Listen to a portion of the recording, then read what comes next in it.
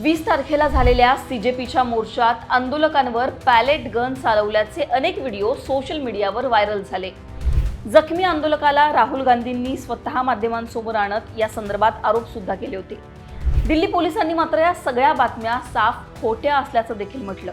पण आता याच संबंधात एक मोठी माहिती समोर आली आहे। सीजेपीच्या आंदोलनात पॅलेट गन चालवल्या गेल्याची कबुली स्वतः सीआरपीएफने दिली आहे।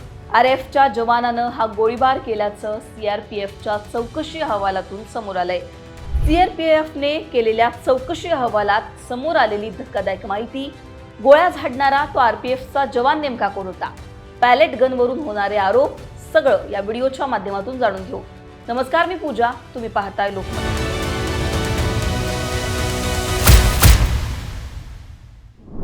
सगळ्यात पहिल्यांदा पॅलेट गन नेमकी काय असते या संबंधात थोडी माहिती तुम्हाला सांगते। पॅलेट गन ही एक अशी बंदूक असते जिच्यातून एकाच वेळी शेकडो लहान लोखंडी किंवा प्लास्टिकचे छर्रे म्हणजेच पॅलेट्स वेगानं बाहेर पडतात। या गननं जवळून वार केला तर हे छर्रे शरीरात खोलवर रुततात। डोळ्यावर किंवा चेहऱ्यावर हे छर्रे जर लागले तर कायमची दृष्टी जाण्याचा सुद्धा धोका असतो। या पॅलेट गनचाच वापर सीजेपीच्या आंदोलनात 20 तारखेच्या मोर्चावेळी काही आंदोलकांवर झाला, ज्यात ते गंभीर जखमी झाले असा आरोप केला गेला। त्या संबंधातले व्हिडिओ सोशल मीडियावर व्हायरल झाले। विरोधी पक्षनेते राहुल गांधी यांनी देखील संसदेमध्ये हा मुद्दा उपस्थित केला। अमित शहांना घेरलं। बिहारमध्ये सुद्धा एका पोलीस अधिकाऱ्यानं AK-47 रायफलनं हवेत गोळीबार केल्याचा आरोप राहुल गांधींनी केला। पॅलेट गन, AK-47 रायफल वापरण्याचे आदेश दिले तरी कुणी? हे विद्यार्थी दहशतवादी होते का, असा जाब यावेळी राहुल गांधी यांनी विचारला। सोशल मीडियावर जे व्हिडिओ व्हायरल झाले त्या व्हिडिओंवर स्वतः दिल्ली पोलिसांनी स्पष्टीकरण दिलं आणि पॅलेट गन आम्ही आंदोलनात वापरलीच नाही असा साफ नकार दिला। दिल्ली पोलीस त्यांच्या स्पष्टीकरणामध्ये नेमकं काय म्हणाले ते आधी सांगते आणि त्यानंतर सीआरपीएफने जो चौकशी अहवाल सीआरपीएफचा समोर आलाय त्यात काय होतं ते सुद्धा जाणून घेऊ। शांततापूर्ण निदर्शने करणाऱ्यांविरुद्ध दिल्ली पोलिसांनी पॅलेट गन्सचा वापर केल्याचा दावा पूर्णपणे खोटा आणि दिशाभूल करणारा आहे। दिल्ली पोलिसांकडे पॅलेट गन्स नाहीत आणि सुरू असलेल्या निदर्शनांदरम्यान त्यांचा वापरही केला जात नाही।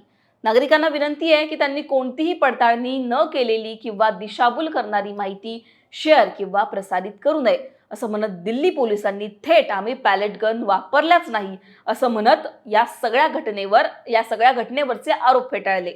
दरम्यान हे सगळे आरोप वाढल्यानंतर या मुद्द्यावरून राहुल गांधींनी सुद्धा घेरल्यानंतर सीआरपीएफनं या संदर्भात चौकशी केली। चौकशी अहवालात आंदोलनामध्ये पॅलेट गनचा वापर झाल्याची माहिती आता समोर आली आहे। पॅलेट गन मधून एकूण 7 गोळ्या झाडण्यात आल्या आणि यामध्ये 5 गोळ्या या आंदोलकांना लागल्या तर 2 गोळ्या या ग्राउंडवर लागल्या असं या अहवालातून समोर आलंय। रॅपिड ॲक्शन फोर्स म्हणजेच आरएएफच्या जवानाकडून ही पॅलेट गन चालवली गेल्याचं समोर आलंय। 3 विद्यार्थी या पॅलेट गनच्या गोळीबारात जखमी झाले। गुडगावमध्ये काम करणारे इर्शाद शेख, दिल्ली विद्यापीठाचे साहिल लोहचप आणि आणखी एक विद्यार्थी असे मिळून 3 विद्यार्थ्यांना गंभीर जखम या पॅलेट गनच्या वारमुळे झाली।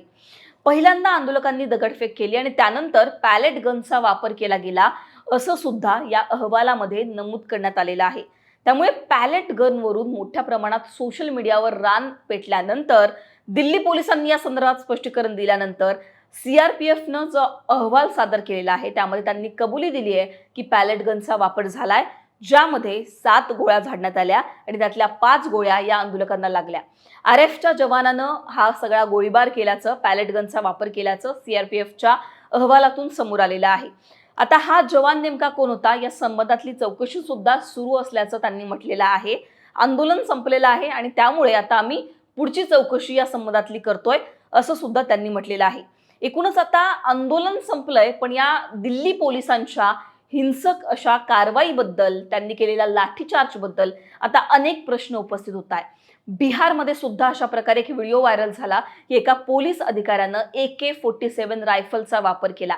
हे AK-47 रायफल असेल, पॅलेट गन असेल, ह्या सगळ्या ज्या गन आहेत यांचा वापर दहशतवाद्यांसाठी केला जातो। विद्यार्थी काही दहशतवादी होते का असा आरोप यानंतर विरोधी पक्षांनी केलेला आहे। अर्थात जमावाला जर तुम्हाला रोखायचं असेल तर तुम्ही लाठीचार्ज करू शकता, पण अशा प्रकारे गनचा वापर करणं कायद्यात बसतं का असे अनेक प्रश्न यानंतर समोर आलेत। या संबंधात नेमकी पुढे कोणती माहिती येते हे पाहणं महत्त्वाचं असणार आहे. तुम्हाला या संबंधात काय वाटतं कमेंटमध्ये सांगा. लोकमतला सबस्क्राईब केलं नसेल तर सबस्क्राईब करायला विसरू नका.